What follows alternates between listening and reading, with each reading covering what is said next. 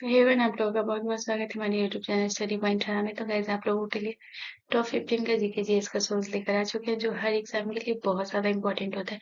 जिसमें आपको GK and GS दोनों का क्वेश्चन मिक्सर मिलेगा। मैं जब भी लेकर आती हूँ तो दोनों का मिक्सअप भी आपको मिलेगा। और ये याद रखिएगा गाइस, क्या ये हमारा क्लास 7 है, जो बहुत ज़्यादा इंपॉर्टेंट है। आप डेली अगर आप 15 इसको कवर करेंगे तो आपका बहुत ज़्यादा क्वेश्चन जो है वो कवर अप हो जाएगा, और ये आपके एग्जाम के लिए बहुत ज़्यादा बेनिफिट होने वाला है। तो मैं इतना ही कहूँगी कि प्लीज़ इसे पूरा आप एक बार ज़रूर देखिए। एंड प्लीज़ मैं रिक्वेस्ट करूँगी कि प्लीज़ इसका नोट ज़रूर बनाइए, क्योंकि नोट जो होता है वो बहुत ज़्यादा इंपॉर्टेंट होता है एंड बहुत ज़्यादा वो हेल्पफुल होता है हमारे लिए। तो अगर आप डेली 15 ही क्वेश्चन, मैं ज़्यादा इसलिए भी नहीं लाती हूँ ताकि आप लोगों को वो चीज़ ज़्यादा हार्ड ना लगे। डेली अगर आप 15, आपको बस 10 से 15 मिनट अपनी इस वीडियो में समय देना है। और डेली अगर आप 15 क्वेश्चन को कवर अप कर पाएंगे, जैसे आप देख सकते हैं कि मैं चीज़ों को हाईलाइट की हूँ विथ पिक्चर के साथ, की हूँ कि आपके सामने अगर कभी भी ऐसे क्वेश्चन आएंगे तो आपको वो क्वेश्चन कभी आप भूलेंगे नहीं और बहुत जल्दी उस चीज़ों को कनेक्ट कर पाएंगे। इसलिए मैं बोल रही हूँ कि प्लीज़ अगर आप नोट बनाएंगे ना, तो वो क्या होगा कि जब आपका एग्जाम आएगा तो आपको रिवीजन के टाइम में वो बहुत ज़्यादा हेल्पफुल होगा। तो प्लीज़ इसका नोट ज़रूर बनाइएगा। तो चलिए मैं बिना देर के स्टार्ट करती हूँ। तो हमारा पहला क्वेश्चन है कि किस राज्य में भारत की सबसे बड़ी सौर बैटरी परियोजना का अनावरण किया गया है। तो गाइस, मैं ये भी चीज़ बता देती हूँ कि ये हर एग्जाम के लिए, जितने भी गवर्नमेंट का एग्जाम, जितने भी लोग प्रिपरेशन कर रहे हैं गवर्नमेंट का, वो सबके लिए ये हेल्पफुल होने वाला है, सबके लिए बेनिफिट का है। क्योंकि ये बिल्कुल जीके एंड जीएस तो हर एग्जाम में, हर गवर्नमेंट एग्जाम में पूछे ही जाते हैं। तो इस वजह से मैं टॉप 15 लाती हूँ, जिसमें आपको जीके जीएस और इसमें आपको रीसेंट का जितने भी करंट बेसिस क्वेश्चन है वो भी आपको देखने को मिलेंगे। तो इसलिए प्लीज इसे पूरा देखिएगा एंड आप क्वेश्चन देखिएगा एक बार जरूर, क्योंकि बिल्कुल करंट बेसिस आपको क्वेश्चन सब मिलेगा इसमें से, ताकि आप लोगों को ये ना लगे कि ये क्वेश्चन पुराना है। ये क्वेश्चन मैं वही लाती हूँ जो आपके एग्जाम के लिए बेनिफिट हो। तो बताइए, किस राज्य में भारत की सबसे बड़ी सौर बैटरी परियोजना का अनावरण किया गया? तो ये बिल्कुल करंट बेसिस क्वेश्चन है। तो option A Jharkhand, option B Chhattisgarh, option C Tamil Nadu या ऑप्शन डी राजस्थान। तो इसका जो करेक्ट आंसर होगा वो होगा option number B is the correct answer. Chhattisgarh में जो है सौर बैटरी परियोजना का अनावरण किया गया है। और ये याद रखिएगा कि भारत की सबसे बड़ी सौर बैटरी परियोजना है। ये याद रखिएगा, ये बहुत इंपॉर्टेंट है कि भारत की सबसे बड़ी सौर बैटरी। और अगर पूछ देंगे आपसे कि छत्तीसगढ़ के किस गांव में इसका अनावरण किया गया, तो याद रखिएगा कि छत्तीसगढ़ के राजनंद गांव में। मैं यहाँ पे लिख भी देती हूँ कि राजनंद जो गांव है उसमें छत्तीसगढ़ के सौर बैटरी परियोजना का अनावरण किया गया है। ये याद रखिएगा और ये बहुत इंपॉर्टेंट भी है। चलिए नेक्स्ट क्वेश्चन की तरफ। अगला क्वेश्चन हमारा क्वेश्चन नंबर 2 है कि प्रोटॉन की खोज किसने की? तो यहाँ पे मैंने जिन्होंने की है मैं उनकी पिक्चर भी लगा के रखी हूँ। तो बताइए, प्रोटॉन की खोज किसने की? ऑप्शन ए अरस्तु ने, ऑप्शन बी डाल्टन ने, ऑप्शन सी रदरफोर्ड ने या ऑप्शन डी इनमें से कोई नहीं। तो प्रोटॉन की जो खोज की थी वो हमारा करेक्ट आंसर होगा। Option number C is the correct answer. Rutherford जो है वो हमारी प्रोटॉन की खोज। और अगर पूछते कि इन्होंने कब किया, तो अर्नेस्ट रदरफोर्ड ने जो प्रोटॉन की खोज की थी वो 1920 में की थी। मैं यहाँ पे लिख भी देती हूँ कि जो इन्होंने खोज की थी वो 1920 में की थी। चलिए नेक्स्ट क्वेश्चन की तरफ। अगला क्वेश्चन हमारा क्वेश्चन नंबर 3 है कि तिब्बत में मानसरोवर झील के पास राकस ताल पर किस नदी का उद्गम स्रोत है? तो बताइए, किस नदी का उद्गम स्रोत है? तो ऑप्शन ए सिंधु नदी, ऑप्शन बी ब्रह्मपुत्र नदी, ऑप्शन सी सतलुज नदी या ऑप्शन डी उपरोक्त में सभी। तो इसका जो करेक्ट आंसर होगा वो होगा option number C is the correct answer, Sutlej नदी। तो गाइस, यहाँ पे आप देख सकते हैं कि यहाँ पे ये सतलुज नदी, आप पिक्चर जो है नोटिस करिए एक बार कि यहाँ पे है ना मानसरोवर झील है, ठीक है। और यहाँ पे राकस ताल है। तो यहाँ से आप देख सकते हैं कि सतलुज नदी का यहाँ से उद्गम हुआ। तो कलर चेंज कर देती हूँ कि यहाँ से आप देख सकते हैं कि सतलुज नदी का यहाँ पे मानसरोवर झील है, ठीक है। और यहाँ पे राकस्थाली जगह है, और यहाँ से सतलुज नदी का उद्गम हुआ और ये जा करके चेनाब में मिल जाती है। और फिर चेनाब जा करके अरब सागर में गिर जाती है, ठीक है। तो ये याद रखिएगा, यहाँ पे ये भी एक, यहाँ से ये चिनाब निकलती है और यहाँ पे ये दोनों का मिलन है, आप देख सकते हैं। ये देख सकते हैं ये जो पॉइंट है यहाँ पे, चिनाब और सतलुज का जो मिलन होता है वो यहाँ पे है, देख सकते हैं। फिर यहाँ से झेलम, ये सब देख सकते हैं। तो ये इम्पोर्टेंट है कि यहाँ पे जो चिनाब सतलुज नदी है, यहाँ से इसका उद्गम होता है राजस्थान से, और ये चिनाब नदी में आके मिलती है और फिर ये चिनाब जा करके अरब सागर में गिर जाती है, ठीक है। चलिए नेक्स्ट क्वेश्चन की तरफ। अगला क्वेश्चन हमारा क्वेश्चन नंबर 4 है कि लोहे में जंग लगने का मुख्य कारक क्या है? तो ये देख सकते हैं कि हमारा लोहा है और यहाँ पे आपको दिख भी रहा होगा कि ये जो लोहा है ये नॉर्मल लोहा है, ठीक है? यहाँ पे आप जो देख सकते हैं ये नॉर्मल लोहा है। लेकिन अगर आप इस लोहे को देखेंगे जिसमें बंधा हुआ है, इस लोहे में जंग लगा हुआ है। तो देख सकते हैं गाइस कि इसमें आपको दिख रहा होगा कि इसमें जो है वो जंग लगा हुआ है। तो अब देखिएगा, मैं यहाँ पे चीजों को हाईलाइट कर रही हूँ कि यहाँ पे है ना जंग लगा हुआ है, ठीक है? तो इसमें जो जंग लगता है वो किसके कारण लगता है? तो ऑप्शन ए नियॉन के कारण, ऑप्शन बी हाइड्रोजन के कारण, ऑप्शन सी ऑक्सीजन के कारण या ऑप्शन डी नाइट्रोजन के कारण। तो इसका जो करेक्ट आंसर होगा वो होगा option number C is the correct answer. जो लोहे में जंग लगता है उसका मुख्य कारण होता है ऑक्सीजन। तो ऑक्सीजन की वजह से क्या होता है कि लोहे में जंग लगता है। चलिए नेक्स्ट क्वेश्चन की तरफ। अगला क्वेश्चन हमारा क्वेश्चन नंबर 5 है, यानी संगमरमर। संगमरमर मतलब मार्बल।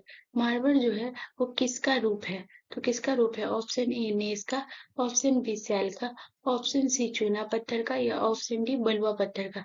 तो इसका जो करेक्ट आंसर होगा वो होगा option number C is the correct answer, चूना पत्थर का। और अगर चूना पत्थर का फॉर्मूला आपसे पूछ ले तो ये याद रखिएगा, CaCO3 जो होता है वो हमारा चूना पत्थर का फॉर्मूला होता है। ये याद रखिएगा, मैं आपको हर चीजों को कनेक्ट करना सिखाऊंगी। और मेरे वीडियो में आपको यही चीज बहुत ज्यादा हेल्प करेगा कि मैं पिक्चर हाईलाइट एंड बहुत सारी चीजों को कनेक्ट करना ही आपको सिखाऊंगी, ताकि यही चीज जो होती है वो एग्जाम में बहुत ज्यादा हेल्पफुल होती है। चलिए नेक्स्ट क्वेश्चन की तरफ। अगला क्वेश्चन हमारा क्वेश्चन नंबर 6 है कि मराठा साम्राज्य का संस्थापक किसे माना जाता है? तो ऑप्शन ए शिवाजी को, ऑप्शन बी शाहजी भोसले को, ऑप्शन सी जीजाबाई को या ऑप्शन डी इनमें से कोई नहीं। तो बहुत लोगों को कंफ्यूजन इस बात की होती है कि जो शाहजी भोसले है वो शिवाजी के पिता है, तो इसलिए मराठा साम्राज्य के संस्थापक वही हुए। बट नहीं, जो मराठा साम्राज्य के संस्थापक है वो शिवाजी है। शिवाजी के ही कारण ही मराठा साम्राज्य का सबसे ज्यादा विस्तार हुआ था। इस वजह से शिवाजी मराठा साम्राज्य के संस्थापक हुए। चलिए नेक्स्ट क्वेश्चन की तरफ। एलोरा के कैलाश मंदिर के निर्माण में किस वंश के शासक ने पत्थरों की कटाई कराकर बनाया था? तो बताइए कि एलोरा का जो कैलाश मंदिर है उसमें किस वंश के शासक ने पत्थरों की कटाई कराकर बनवाया था? तो ये बहुत इंपॉर्टेंट है। आप यहाँ पे पिक्चर में देख सकते हैं कि ये कैलाश मंदिर है हमारा। आपको दिख रहा होगा कि यहाँ पे जो मैं पिक्चर लगाई हुई ये कैलाश मंदिर है हमारा, ठीक है, एलोरा का। तो बताइए किस राजवंश ने? ऑप्शन ए राष्ट्रकूट ने, ऑप्शन बी चालुक्य ने, ऑप्शन सी चोल वंश, ऑप्शन डी पल्लव वंश। तो इसका जो करेक्ट आंसर होगा वो होगा option number A is the correct answer. जो राष्ट्रकूटों द्वारा है एलोरा के कैलाश मंदिर के निर्माण में इसी वंश ने पत्थर की कटाई कराकर बनवाया था। या फिर कभी कभी ऐसे भी क्वेश्चन आ सकता है कि एलोरा के कैलाश मंदिर का निर्माण किस वंश ने करवाया था? तो याद रखिएगा कि राष्ट्रकूट वंश ने, ठीक है। तो पत्थरों की कटाई कराकर हो या सीधे निर्माण हो, तो जो भी अगर इस दोनों में आए उसमें कंफ्यूज नहीं होइएगा, राष्ट्रकूट वंश, ठीक है। चलिए नेक्स्ट क्वेश्चन की तरफ।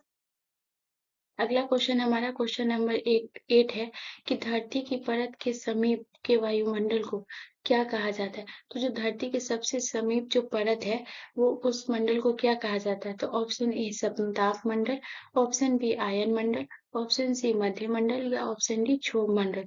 तो इसका जो करेक्ट आंसर होगा वो होगा option number D is the correct answer, क्षोभ मंडल। जैसे कि मैं यहाँ पे पिक्चर लगाई हूँ, आप पिक्चर में देख सकते हैं। ये बहुत ज्यादा ये हेल्पफुल होने वाला है, ये पिक्चर देखिए। तो ये हमारा जो यहाँ पे आप देख सकते हैं ये हमारा अर्थ हो गया, ठीक। ये हमारा जो है वो हमारा अर्थ हो गया।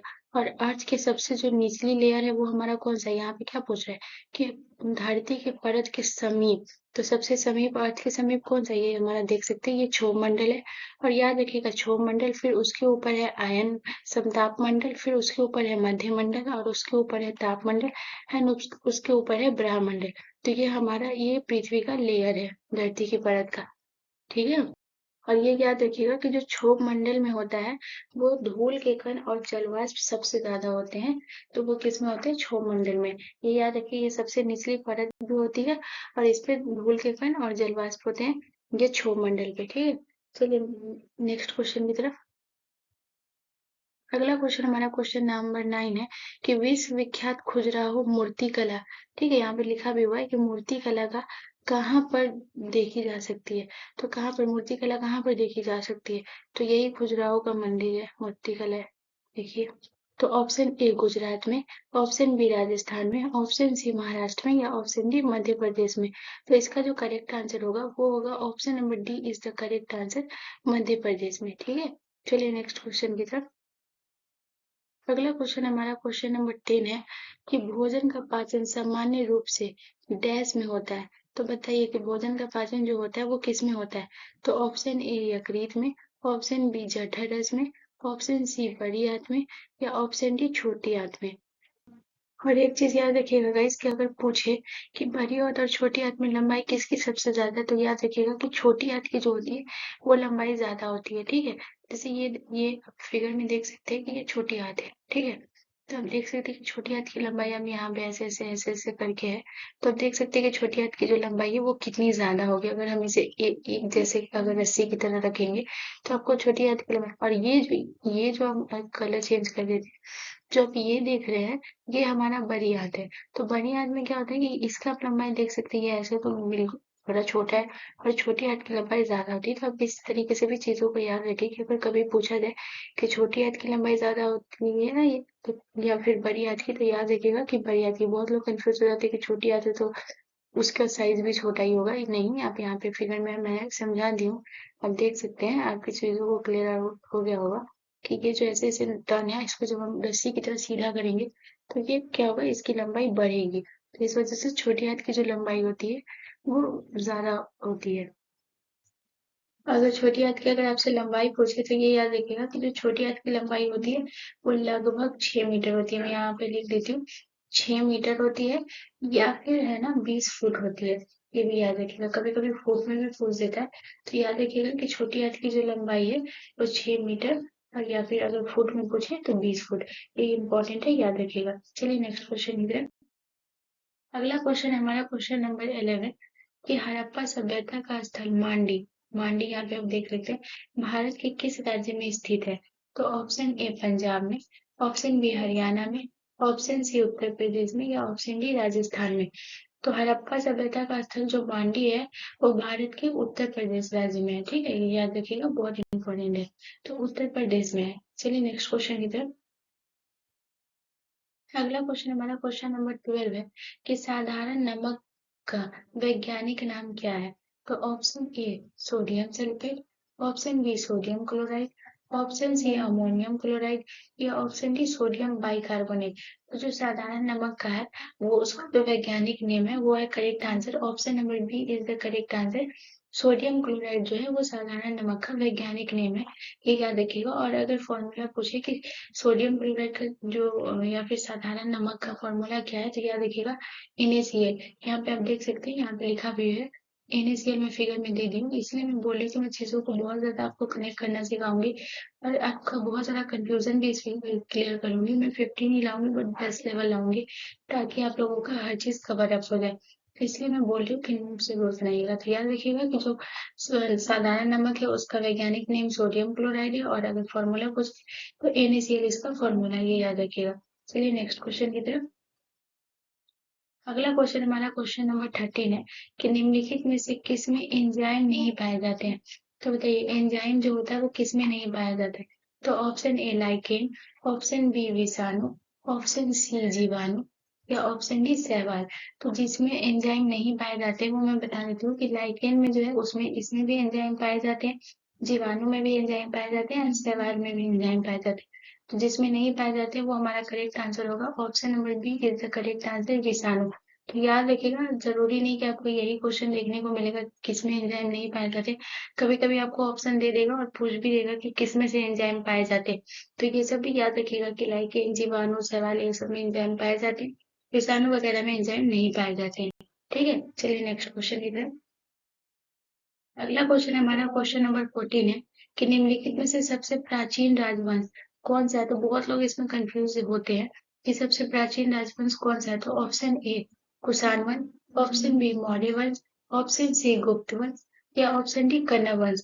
तो इसका जो करेक्ट आंसर होगा, फिगर से आप लोग समझ गए होंगे कि जो सबसे प्राचीन राजवंश है वो होता है मौर्य वंश है। और ये बहुत इंपॉर्टेंट है गाइस, याद रखिएगा। और यहाँ पे मैं फिगर भी दे दी हूँ ताकि आप लोग भूले भी ना कि अगर सबसे प्राचीन राजवंश पूछे तो वो मौर्य राजवंश याद रखिएगा। ठीक है, चलिए नेक्स्ट क्वेश्चन इधर। तो ये हमारा सबसे आखिरी क्वेश्चन है गाइस, और मैं इतना ही बोलूँगी कि प्लीज़ अगर आप लोगों को ये वीडियो पसंद आया होगा, तो प्लीज़ मेरे चैनल को सब्सक्राइब ज़रूर कर लीजिएगा, ताकि आप लोगों को डेली मेरे वीडियोस के नोटिफिकेशन मिलते रहें, और बेल आइकन पे ज़रूर क्लिक कर लीजिएगा, ताकि आपको टाइम टू टाइम नोटिफिकेशन मिलता रहे। एंड प्लीज़ मैं इतना ही बोलूँगी कि प्लीज़ इसका नोट ज़रूर बनाइएगा, क्योंकि ये सच में आपको बहुत ज़्यादा ये हेल्प होगा। तो मैं इस वजह से भी मैं आप लोगों का टाइम देखकर भी ज़्यादा टाइम का क्वेश्चन नहीं लाती। सो आप 10 से 15 मिनट अगर इस वीडियो पे देंगे, तो आप इतने सारे रील देखते हैं तो नहीं, बस 10 से 15 मिनट अगर इस वीडियो पे देंगे, डेली अगर आप देंगे, तो आपका बहुत सारा क्वेश्चन कवर अप हो जाएगा, एंड एग्जाम में ये बहुत ज़्यादा आपके लिए हेल्पफुल भी होगा। तो चलिए, आखिरी क्वेश्चन है हमारा कि निम्न में से कॉफी देने वाला जो पौधा है, वो कौन सा पौधा है? तो option A ochroma lagopus, option B papaver somniferum, option C theobroma cacao, और ऑप्शन डी कोफिया अरेबिका। तो जो कॉफी देने वाला पौधा है, उसका करेक्ट आंसर होगा option number D is the correct answer. Coffea arabica जो है, उससे हमारा पौधा कॉफी प्राप्त होता है। तो यहाँ पे आप फिगर में देख सकते हैं, ये हमारा छोटा छोटा जो आपको दिख रहा होगा, ये हमारा है कॉफी। यही है हमारा कोफिया अरेबिका जो पौधा है, यही हमारा है। ठीक है, याद रखिएगा। और ये किससे प्राप्त होता है? कोफिया अरेबिका से हमें कॉफी प्राप्त होता है। तो चलिए गाइस, आज के लिए इतना ही। होपफुली आप लोगों को ये वीडियो पसंद आया होगा। मिलते हैं नेक्स्ट वीडियो में। धन्यवाद।